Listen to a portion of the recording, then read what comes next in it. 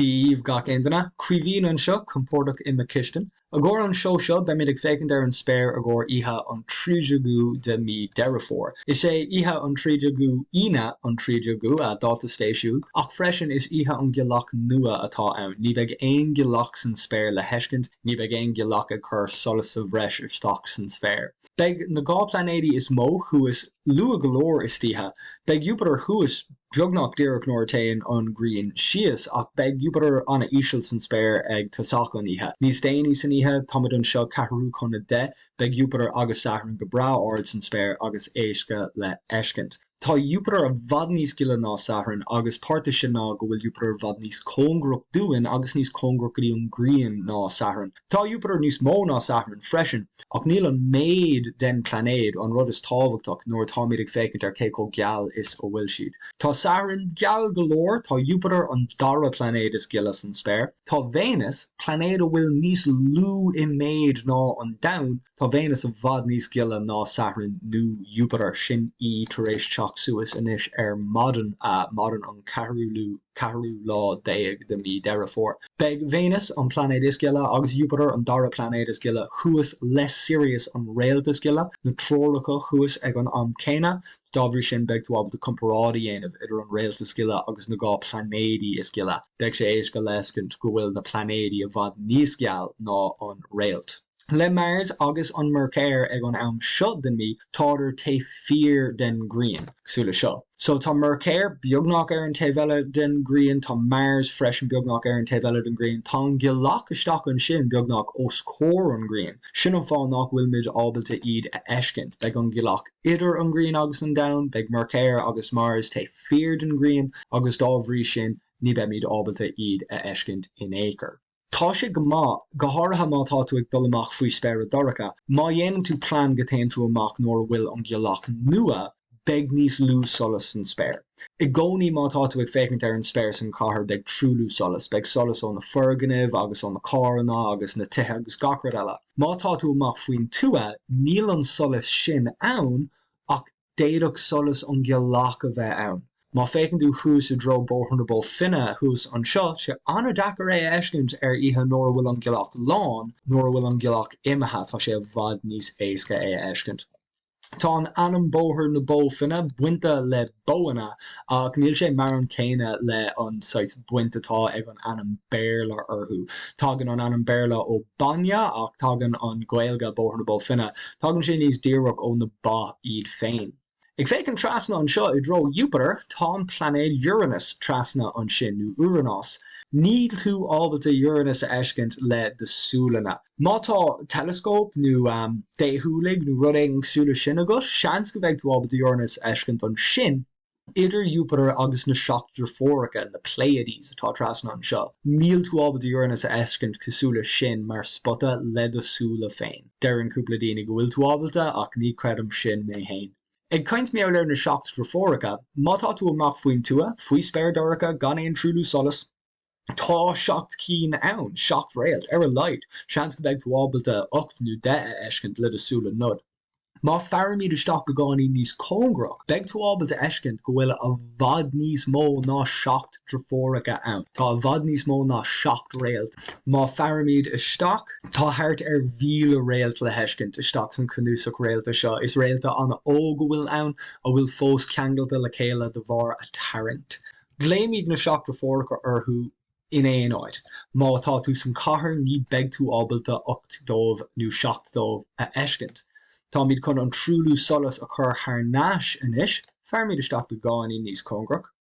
Sinné? Má tá an trúlú solas ann beidh sé bhad níos dachar na seachtacha a eiscint. Isteach a chathair súla curcií, seans má ní beidh tú ábalta eiscint ach cúpla dómh. Beirt nó beidir ceann amháin má muna bhfuil déthúlaigh nó telescóp nó rud éigin agat. Cosúla seo tá an réalt darog sin Aldebaran faoi na Pleiades agus Jupiter anna geal in nachaló. Má tá tú ag úsáid de súla san chathair tá sé anna dachar iad eiscint ach má tá déthúlaigh fiú nó telescóp nó aon rud cosúla sin agat beidh tú ábalta neart dómh a eiscint. Tá mhíle réalt isteach san cnúsach beag sin ach má tá tú ag úsáid de súla beidh tú ag lé seachtar fóracha ar áit ina bhfuil beirt nó trúr réalt le eiscint.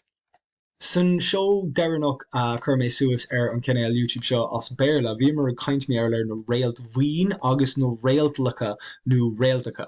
Má tá míad ag fécint thuas I dro an has, nu sais an has her trasna an seo, has her burner. Tá na trúr réalt seo I cro cosúla trítán, agus gléimar trítán an saoire an cro seo. Má dearan tú trítán an saoire le daoine eile.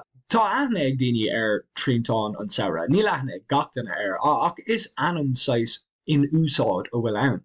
Is cro ó bhfuil aithint daoine ach níl si ceann na cro if a giúil, ceann a réalt bhuiin. So má ceann go líonn tú Vega an taobh yes, trasna go dtí Déanaí an taobh clé, híos go dtí Altair fuhu, agus hús náis go dtí Vega sin trítán an saoire. Réaltachas nó réalt lacha atá ann. Má chur míad suas na lína a gcóir na réalt bhuiin na pictóí if a gúil, tá tú ábalta eiscint go bhfuil pictóí éagsúla thuas I dro an trítán. Tá cúpla aon thuas an sin, tá orlis ceol thuas an sin, ach tá sé anna dachar na pictóí a eiscint I de saoíocht, man bhfuil aon rud a go seachas na línta seo. Má chum suas na fear pictóí, cosúla seo, beg tú ábalta iad a eiscint. Tá meid haspáintí, cinnta go bhfuil tú ábalta iad a eiscint. Má tá tú ag fécint thuas an seo Cygnus an Alla, tugann an anam Cygnus ó an Ladanach a gcóir Alla. Tugann na pictóí agus na scéalta ta fear na pictóí go mór ón na sean gréigig, ach nóair a tháinig na rovánig go dtí nóair fór na rovánig cuacht athrítear na anamnacha Déanaí ó sean gréigig go dtí Ladanach. Sios ag bun le Altair seo a chuile an oller, sin an focail Ladanach a gcóir oller freisin a chuile. Thuas an seo an Lyre nó Lear, Lyra an Lear, is sais chlárseach sean gréigig atá an orlis ceol. Deireadh go leir seo Vulpecula an Madrua beag, agus faoi Vulpecula sin Sagitta an side. Agus mar dúirt mé san show as Berla, is brí le Sagitta ná side I Ladanach, agus tá na anamnacha sin atratha ó sean gréigig go dtí Ladanach. Ach níor tharla sé sin gach ile ór. Má fearamíd sios I dro an spéir atá thuas san hasar an taobh has den down. Beg tú ábalta Centaurus an Centair an Centair nó an Centair eiscint cá bhfuil sé. An sin Centaurus an Centair. Tugann an focail Centaurus ó an sean gréigig Centaurus, agus nóair a úsáid na daoine Ladanach an anam sin, ahrig an anam go dtí Centaurus, agus féin tú an focail Berla Centaur as sin mar an ggéine, agus gcuileann ahrig an anam arís go dtí Centair. So tá an anam sin, Centaurus, Centaur, sean gréigig, tugann sé ó an anam sean gréigig, mar de úsáid na rovánig an focail céine a gcóir an rud céine, le duine le capel, tá Sagittarius thuas an sin an Sayador, an duine le Saidige. Sin mar an ggéine is Centaur nó Centaur atá ann.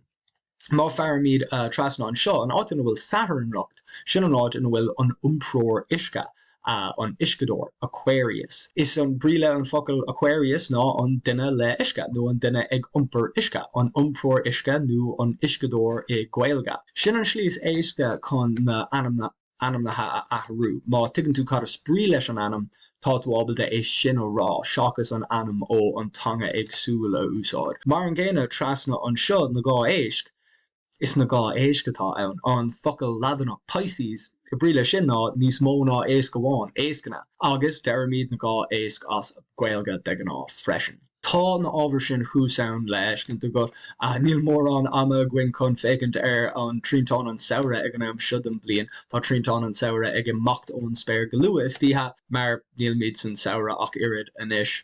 Tám chun an trúlú solas a buint chun an seo a chríoch nó, seo é an sais spéir de éidir tú eiscint na átainna den domhan ina bhfuil aspa trúlú solas, tá tú ábalta na seachtra fóracha a eiscint ina éonáid thuas an taobh seo den domhan. Nu fiú, tá tú ábalta na seachtra fóracha a eiscint aon taobh den domhan.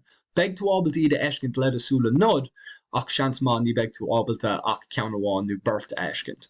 Mátá seans go dolamach faoi an fear spéir agus na réalta sin eiscint agus a chomh agus sais taide a dhéanamh an méid trúlú solas atá agat bheoh sé sin ionach. Freisin má buin tú tanmh as an show seo, bheoh sé ionach má brún tú an canapa a deir an gohhaile é, agus mátá simagat san spás agus ag cloisint bealir an spás as ghaeilge mar a bheith se leat le stáil leis an canal YouTube seo, agus freisin má tain tú go dtí massíh idirlín cuivínscontent.ie tá beagán scríte méall gach ceann den na seoanna freisin.